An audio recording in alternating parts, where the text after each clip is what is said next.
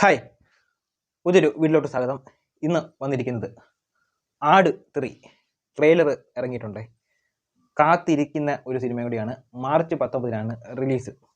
അപ്പോൾ ഇതിൻ്റെ ട്രെയിലർ നമ്മളൊരു റിയാക്ഷൻ വീഡിയോ ആണ്. അതിൻ്റെ വീഡിയോ കാണിക്കുന്നില്ല, കാരണം പണി കിട്ടും, കോപ്പിറൈറ്റ് അടിക്കും. അപ്പോൾ നമ്മൾ അത്ര കഷ്ടപ്പെട്ട് എഡിറ്റ് ചെയ്ത് ഇട്ട് കഴിഞ്ഞാൽ കോപ്പിറൈറ്റ് അടിച്ച് കഴിഞ്ഞാൽ പിന്നെ പറഞ്ഞിട്ട് കാര്യമില്ല. അതുകൊണ്ട് കണ്ടിട്ട് എങ്ങനെ തോന്നി അതാണ് ഞാൻ ഈ വീഡിയോയിലൂടെ പറയുന്നത്. ആട് ഫസ്റ്റ് 2015 ഞാൻ ഇറങ്ങുന്നത്. 2015 ഫെബ്രുവരി, ഡിഗ്രി ഫസ്റ്റ് ഫൈനൽ ഇയർ പഠിക്കുന്ന സമയത്താണ് ആട് 3 ഇറങ്ങുന്നത്. ഞാൻ കുറച്ച് താമസിച്ചാണ് ആ പടം കണ്ടത്. ഏകദേശം ഒരു മെയ് ജൂണൊക്കെ ആയപ്പം OTT ഇറങ്ങിയ ശേഷം, കാസറ്റ് ഇറങ്ങി കഴിഞ്ഞിട്ടാണ് കണ്ടത്. ആട് 2 ആട് സെക്കൻഡ് വന്നത് 2017 ഡിസംബറിൽ, രണ്ടാമത്തെ ദിവസം കാണാൻ പോയതാണ്. ഞാൻ അതിനെപ്പറ്റി ഒരു വീഡിയോ ചെയ്ത് ഇട്ടിട്ടുണ്ട്, ഞാൻ ഡിസ്ക്രിപ്ഷനിൽ ഇട്ടേക്കാം. ആടിൻ്റെ രണ്ടാമത്തെ അനുഭവങ്ങളും ടിക്കറ്റ് കിട്ടാൻ പാടുപെട്ട കാര്യങ്ങളെല്ലാം ഞാൻ വീഡിയോയുടെ ഷെയർ ചെയ്തിട്ടുണ്ട്. ഇപ്പം അത്രയും ഇത് കണ്ടിട്ട് ഇപ്പം ആട് 3യുടെ ട്രെയിലർ കണ്ടിട്ട് എനിക്ക് തോന്നിയെന്ന് പറഞ്ഞാൽ ഇതിൻ്റെ എഡിറ്റിംഗ് എന്ന് പറഞ്ഞാൽ ലിജോ പോളാണ് എഡിറ്റ് ചെയ്തിരിക്കുന്നത്. ട്രെയിലർ കട്ട് വളരെ മോശമായിട്ടുള്ള ട്രെയിലർ കട്ടായിട്ടാണ് എനിക്ക് തോന്നിയിട്ടുള്ളത്. ആ ഒരു മേനെ അങ്ങോട്ട് വരുന്നില്ല. മിഥുൻ മാനുവൽ തോമസ് ഡയറക്ടർ റൈറ്റർ, പുള്ളിയുടെ 3 ആടിൻ്റെയും റൈറ്റിങ്ങും എല്ലാം പുള്ളി തന്നെ.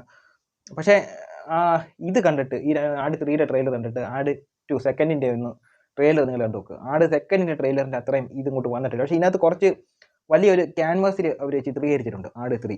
അപ്പോൾ ഒരു അത്രയും മാത്രമേ എനിക്ക് ഇതിനകത്ത് ഒരു വ്യത്യാസം തോന്നിയുള്ളൂ.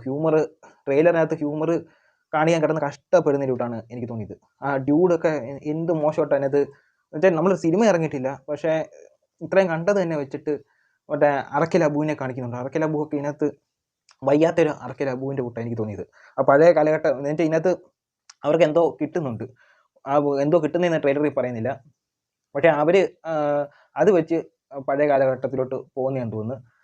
ഷാജി പാപ്പാന് മുറുക്കാൻ, ആ രാജാവ് ആയിട്ടിരിക്കുമ്പോൾ തന്നെ മുറുക്കാൻ കാണിക്കുന്നുണ്ട്. മുറുക്കാൻ എന്ന് പറയുമ്പം ആ ഷാജി പാപ്പാൻ പ്രസൻറ്റിൽ ഉപയോഗിക്കുന്ന ഒരു സാധനം തന്നെ. അപ്പോൾ അത് തന്നെ അവർ തന്നെയാണ് പാസ്റ്റിൽ പോയേക്കുന്നത്.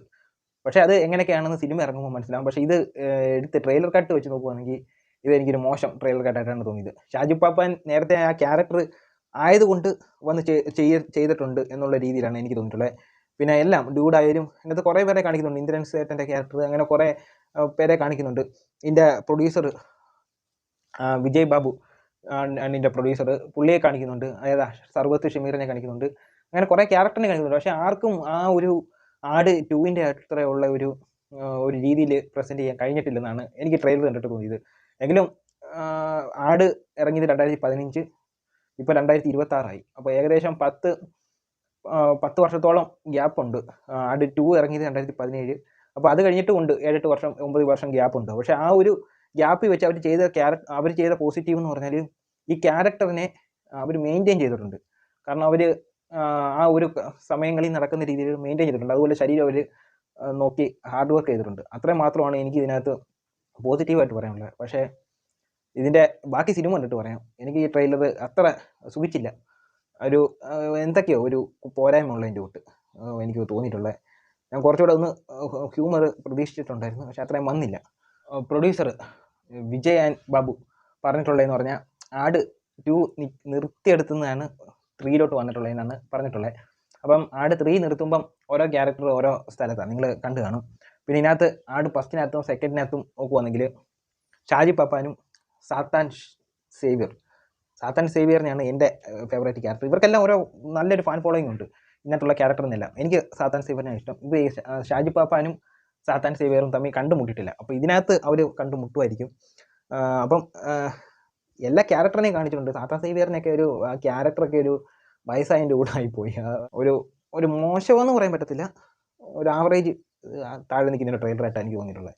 അപ്പോൾ ഇത്രയേ ഉള്ളൂ. അടുത്തൊരു വീഡിയോ വരുന്നത് വരെ.